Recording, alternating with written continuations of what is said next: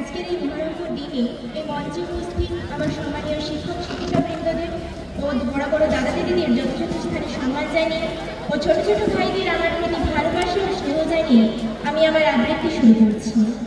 আমি সেই মেয়ে শুভ দাশগুপ্ত। আমি সেই মেয়ে, আমি সেই মেয়ে বাসে ট্রেনে রাস্তায় আপনি যাকে রোজ দেখেন, যার শাড়ি, কপালের টিপ, কানের দুল আর পায়ের গোড়ালি আপনি রোজ দেখেন, আর আরো অনেক কিছু দেখতে পাওয়ার স্বপ্ন দেখেন, স্বপ্নে যাকে ইচ্ছে মতন দেখেন। আমি সেই মেয়ে।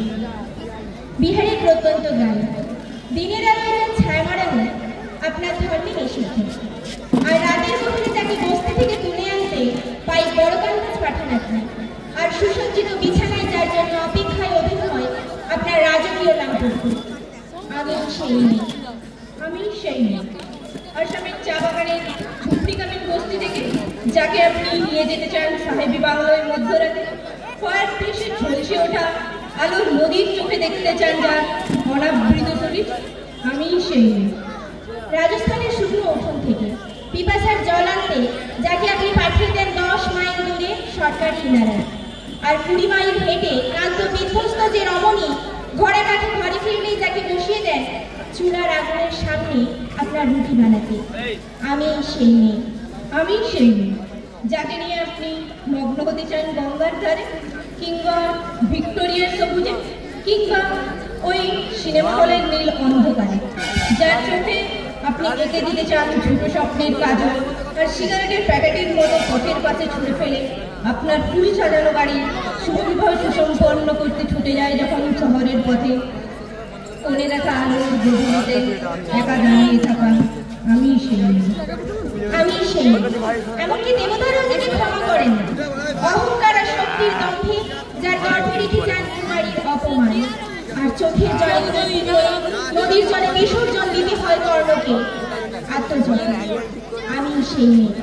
জানেন সময়ের আমি ভরসা, আমার ছাত্র পড়ানো টাকা মায়ের ওষুধ কেনা হয়, আমার বাড়তি রোজগারে ভাইয়ের বই কেনা হয়, আমার সমস্ত শরীর প্রবল বৃষ্টিতে ভিজতে থাকে, কালো আকাশ মাথায় নিয়ে আমি ছাতা হয়ে থাকি, ছাতার নিচে সুখে বাঁচে সংসার।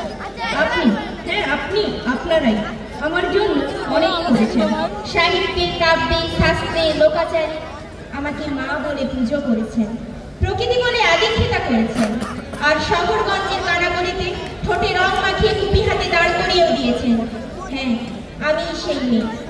একদিন হয়তো একদিন, হয়তো অন্য কোনো একদিন আমার সমস্ত মিথ্যে পোশাক ছুঁড়ে ফেলে দিয়ে আমি হয়ে উঠব সেই অসামান্য। খোলা চুল মেঘের মতো ঢাকবে আমার খোলা পিঠ, দু চোখে জ্বলবে ভীষণ আগুন, কপাল ঠিকরে বেরোবে ভয়ঙ্কর তেজরশ্মি, হাতে ঝলসে উঠবে সেই খড়গ, দু পায়ে ওপরে বেজে উঠবে মধুধুবি, নৃশংস অট্টহাসিতে ভরে উঠবে আকাশ। দেবতারাও আতঙ্কে স্তব্ধ হয়ে বলতে থাকবেন, মহামেঘ প্রভাং খোরাং মুক্ত কেসিং চতুর্ভুজাং কালিকাং দক্ষিণাং মুন্ডমালা বিভূষিতাং।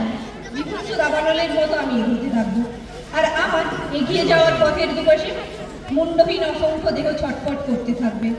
সভ্যতার দেহ, প্রগতির দেহ, উন্নতির দেহ, সমাজের দেহ। হয়তো আমি সেই মেয়ে, হয়তো নমস্কার।